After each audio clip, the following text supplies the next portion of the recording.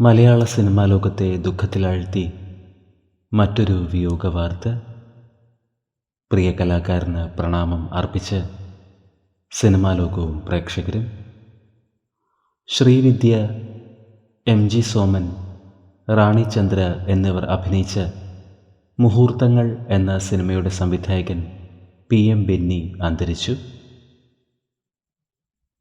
തുലാഭാരം എന്ന സിനിമയിലെ കാറ്റടിച്ചു കൊടും കാറ്റടിച്ചു എന്ന ഗാനരംഗത്തിൽ PM ബെന്നി അഭിനയിച്ചിട്ടുമുണ്ട്.